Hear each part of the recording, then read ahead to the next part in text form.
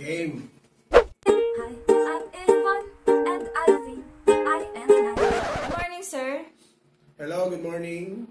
Before we start the interview, would you please introduce yourself first? Yes, I'm Melvin V. Arcal from Barangay G's, Nyugan, Balayan, Batangas. I'm 42 years old. What is your relationship with the interviewer? Yvonne K. Arcal is my poems.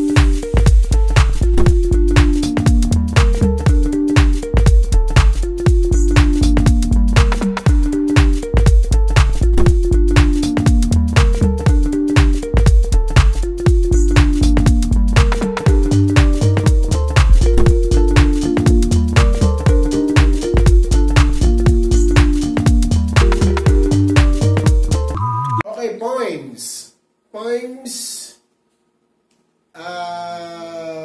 it's for me. It's a form of art which can be used for courting or just a hobby or pastime, and sometimes can be stress reliever.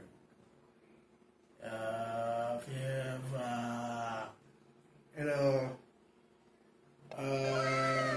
most times you don't have any work to do. Yes. Can you give a short example? Example of poem? Yes. Kukurukuro. It can be Tagalog or English. Sure. What's your? It can be Tagalog. It can be Tagalog. One of the oldest poem I've known is ako'y tutula, mahabang mahaba. Ako'y uupo, tapos na po. Okay. It's a form of poem. A short and a joke form of poem. Okay. Okay, let's talk about meats. Meats, it's like if you're buying something, let's meet up. Or pork, or chicken meat. No, it's not that. Meat as in like a form of art, like poems. Meat, it's not an art. It's an art. Meat is it's a meat.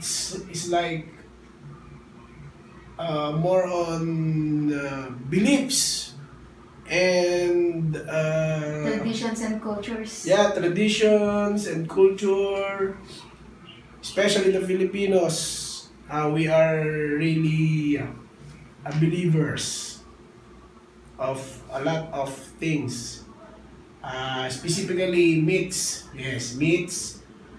Like for example, laman lupa.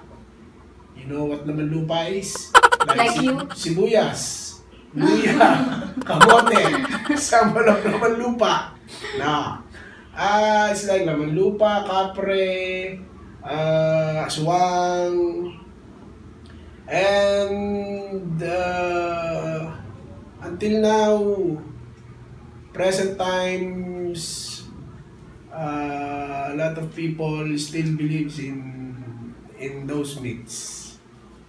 And I also do sometimes. Like for example, when you're in a place like Liblib. You know what's Liblib? Yes. It's like it's a place where you can, it's like a forest, for example, forest or mountains or just like anywhere.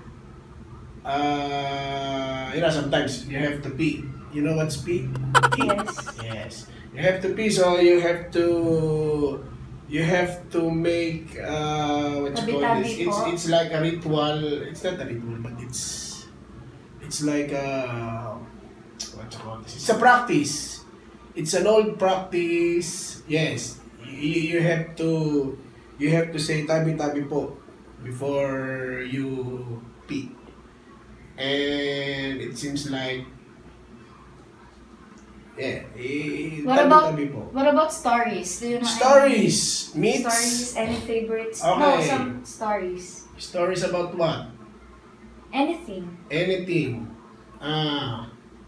Like stories, alamat in Yes, that's Okay. legends. Okay, alamat. The most famous alamat I think is alamat ng pinya. The shortest story I can tell you right now. So what about it? You want to... Sure. Okay. Alamat ng pinya. In an old place,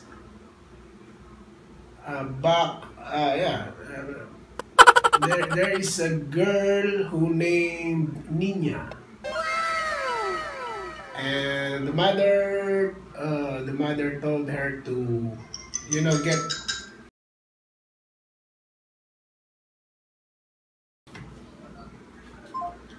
Okay, as I was saying, the story of pineapple, pinya. So a long time ago, there was this girl who named Nina. And Nina is so tamad. Lazy. She is a lazy girl. And the mother always tell her to get something. And the girl always said, "Oh, where is? She can see it. Where is?" Actually,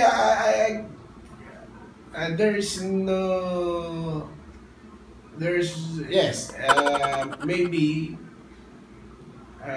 she can see it, I guess, but she's just pretending that she's not. Okay. So, and then there's one day just happened, and she woke up one day, and she already had this lot of eyes, because I guess the god of whatever god it is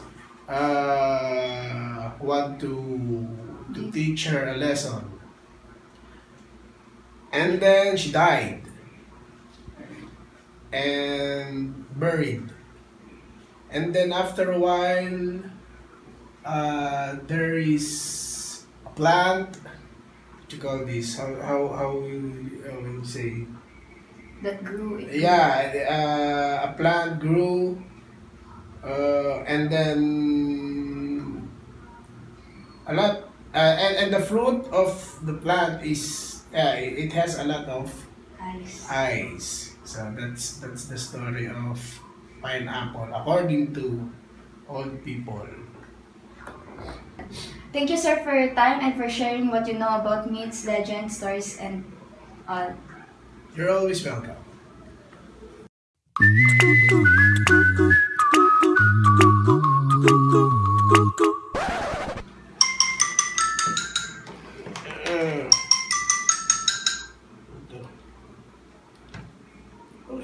Birthday. Kahit kailan talaga to.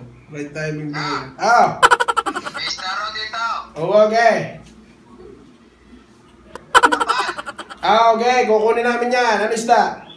Hulingan lapat. Wow. Sige. Magkano?